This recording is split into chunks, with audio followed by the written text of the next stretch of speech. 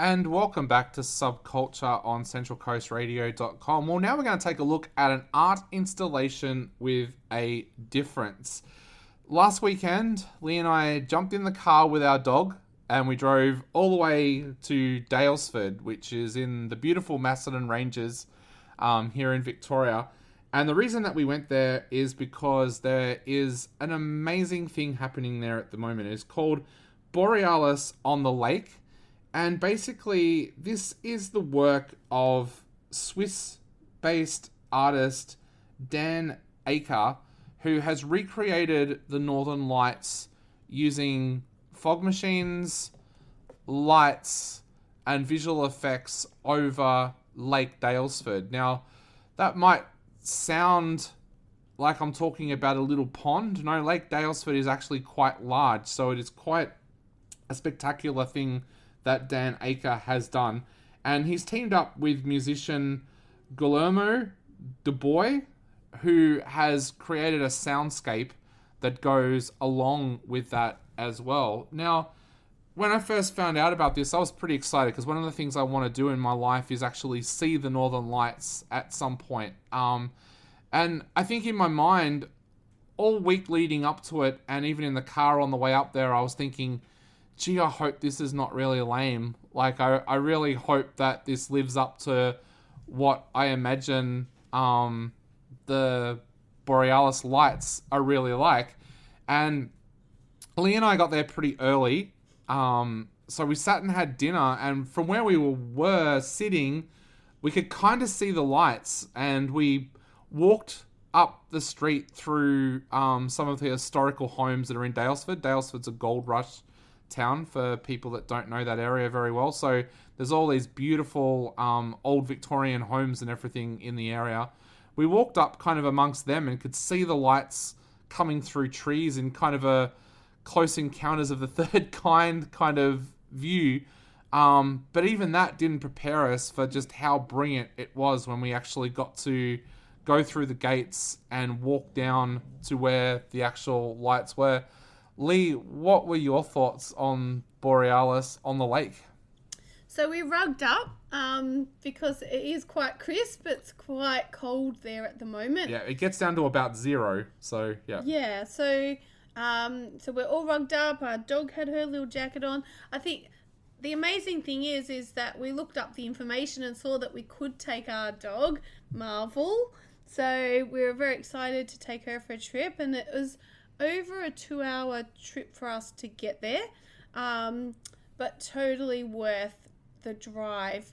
The town itself was beautiful. The locals were so friendly when we were stopping just to buy dinner and everything. And we've got to shout out the food in Daylesford. I had, I reckon, the best ham and salad roll I have ever eaten from the Daylesford bakery. And got fish and chips and well. Amazing desserts. We had an Austrian apple pie, which was fantastic. We did.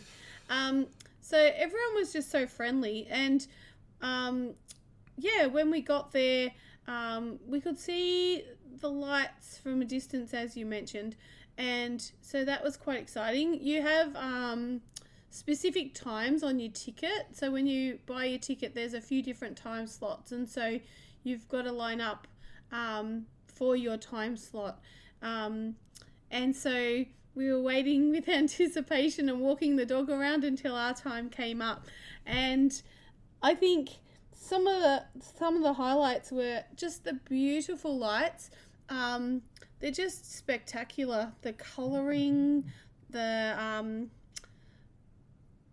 coupled with the crisp air as you're walking around and seeing trees lit up as well, and the music was very calming. It was kind of meditative, I would say, and just this beautiful atmosphere has been created with the lights and also with the music, and of course water always brings something special. When you're around water, whether it's a lake or the beach or anything like that, I think it just adds something magnificent to the experience. So we walked down the path, and there's actually a blue light along the pathway to lead you, and the ground's quite wet because it's winter and it's a bit slushy.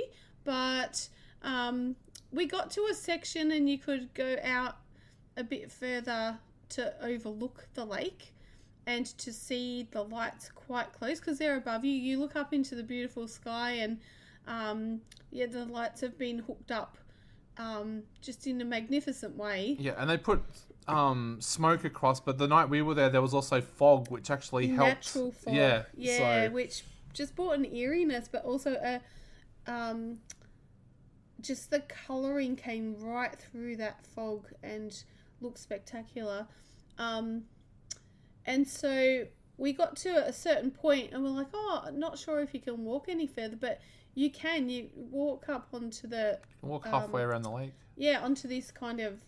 It's not a veranda, but a walkway, a wooden walkway. And then we realised you can actually walk a long way around the lake and see these lights from different views. And, you stop and take all your photos and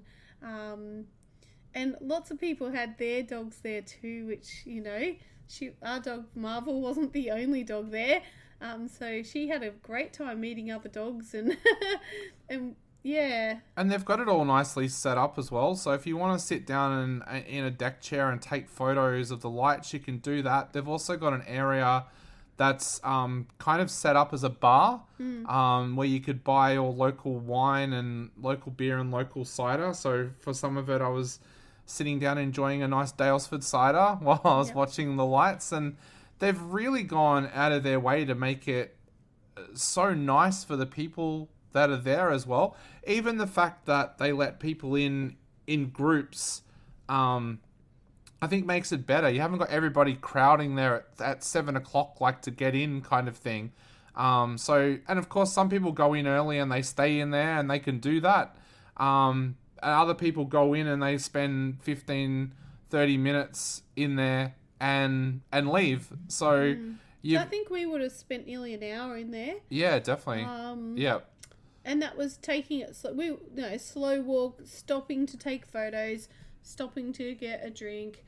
They also have some food vans out the front before you go into the venue. So if you are hanging around waiting, there's, some hot food there. There was also a little cafe open with coffees and stuff. And we didn't do it, but there is actually one that you can get as well, where one of the packages, if you buy your tickets, you can actually get a hamper that's there to wait for you, and it's got local, like, Dalesford cheese and wine and stuff like that in it. So I think if we went back, I would actually do that, because the food and drink around that area is to die for. And for people that don't know that area, it's part of the Hepburn Springs area as well. So there's all natural springs around there where you can get spring water. So yeah, the food and drink there is just absolutely amazing. The other thing that they've set up really well is that there's a shuttle bus so there's a car park there, and we got there mega early, so we got a car park, no worries. Yeah, the website did say that there was limited parking, but there is actually a fair bit of parking there. So, and I think too, because people are coming and going, so if you're patient enough,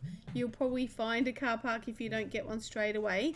But they had a shuttle bus that goes from, I think, some of the motels and from the town. Yeah, so you can park in the main township and then get the shuttle bus to and from the lake. Yeah, so I think they've just thought of if it's a nice night, you can even walk from the township, because I reckon it would only be a 10-15 minute walk. It didn't seem too far actually. But yeah, I would recommend going. I thought it was well worth the travel to get there. I mean, we even spoke about if we didn't have our beautiful dog with us or have plans the next day, we probably would have got accommodation for the night and just made a weekend of it. Yeah. Because even the main township itself, we were walking down there and there's like some great, what we call picker shops, like kind of antique shops and local craft and stuff like that. So yeah, if you really want to, make a weekend of it. Go up on the Friday night, stay there. Like if you're in Melbourne, it's only about an hour's drive from Melbourne. So go up on the Friday night, spend the entire weekend there, and go to Borealis on the lakes one of those nights. But it is an absolute experience. I'm glad I went. It's a feels like a once in a lifetime kind of experience. And hopefully, if they do it again next year, I'd love to go back because it's just amazing. And even better still, it's dog friendly. You can take your dog as long as they're well behaved. That's what the website says. Which is fair enough. Yeah, but it was just an amazing night. I totally loved it. And I'm sure you did too. Yeah. Yep, and so did Marvel. So, highly recommend it. Head up to Dalesford. It's on until September the 3rd. It's called Borealis on the Lake. Go onto the website and book tickets because they do sell out on some nights. So don't just do the drive and hope that you're going to get in there that night. Actually book your tickets online. Well worth it. Totally amazing. You're on centralcoastradio.com.